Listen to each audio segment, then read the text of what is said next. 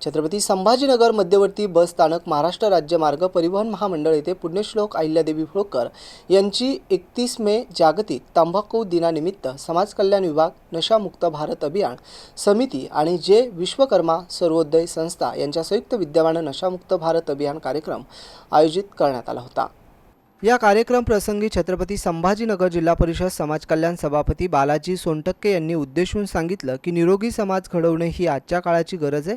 समाजामध्ये चांगले विचाराचे आचरण झाले पाहिजे आणि लोकसंख्या वाढत असून आपल्या युवकांना नशेपासून दूर ठेवणे ही सुद्धा प्रत्येकाची जबाबदारी आहे। अनेक रोगांनी ग्रस्त होताना नागरिक मृत्युमुखी पडतात। कुटुंबातून सुरुवात झाली पाहिजे। नशेचे साधने विकणारे यावर बंदी घातली पाहिजे। चांगली पिढी घडवणे ही प्रत्येक कुटुंबाची जबाबदारी। या कार्यक्रमाचं प्रास्ताविक नशामुक्त भारत अभियान समितीचे सदस्य विलास चंदाने यांनी केले। आरोग्य कीर्तनकार बाबा हिंदुस्थानी डॉक्टर संकपाळ यांनी आपल्या शेर शायरी शैलीतून मनोरंजन आणि प्रबोधन केलं।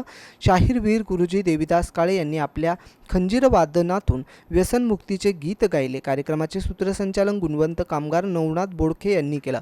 यावेळी दत्ता वाकडे, मीरा घुगरे, शेख नासिर, कैलास चव्हाण, विजय गव्हाणे, पी.एस. गुजर, सरोज भोसले, बी.के. साळुंके, प्रेमानंद करणे, उद्धव भोळे उपस्थित होते। कार्यक्रमाचे आभार सर्वोदय व्यसनमुक्ती केंद्राच्या वतीने मानण्यात आले।